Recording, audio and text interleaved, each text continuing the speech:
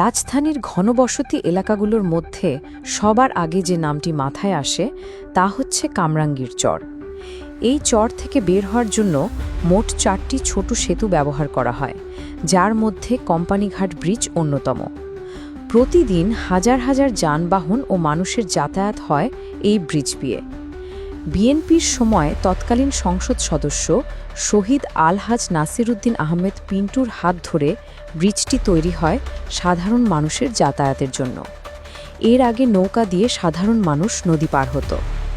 ধরে নেওয়া যায় যে কামরাঙ্গীর চর এত উন্নত হওয়ার পেছনে এটিও একটি অন্যতম মাধ্যম।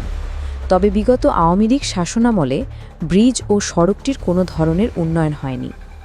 বর্তমানে সড়ক ও ব্রিজটি জনদুর্ভোগ সৃষ্টি করেছে। ব্রিজটির দুই পাশের রেলিং একেবারে নেই বললেই চলে এবং ব্রিজের মাঝখান দিয়ে ভেঙে গেছে। এই ভাঙা ব্রিজ ও সড়ক দিয়ে চলাচল করছে হালকা থেকে শুরু করে ভারী ভারী যানবাহন। যদি ব্রিজটি সংস্কার না করা হয় তবে যে কোনো সময় ঘটতে পারে প্রাণহানির মতো বড় ধরনের দুর্ঘটনা। একদিকে ঝুঁকিপূর্ণ সেতু, অন্যদিকে সারাদিন টানা যানজটের কারণে এখন কামরাঙ্গীর চরবাসী অতিষ্ঠ। নেই কোনো বিকল্প রাস্তা।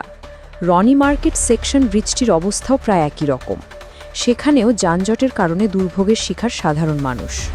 কোম্পানিঘাট ব্রিজটির পাশে ময়লা, আবর্জনা ও নোংরা পানির কারণে মশার পরিমাণ বেড়েই চলেছে। ডেঙ্গু, ম্যালেরিয়া সহ বিভিন্ন রোগে আক্রান্ত হচ্ছে আশেপাশের মানুষ। কোম্পানিঘাট ব্রিজ থেকে বেড়িবাঁধ পর্যন্ত সড়কটিতে বৃষ্টি হলেই দেখা দেয় কাদা ও পানি। সেই পানি জমাটের কারণে জন্ম নিচ্ছে প্রাণঘাতক মশা।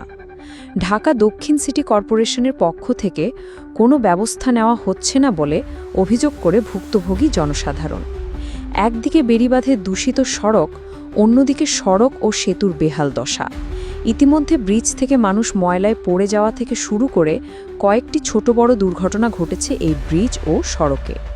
ব্রিজটি সংস্কার না করলে সম্পূর্ণভাবে অচল হয়ে যাবে সড়কটি এবং ভোগান্তির শিকার হবে কয়েক লাখ মানুষ।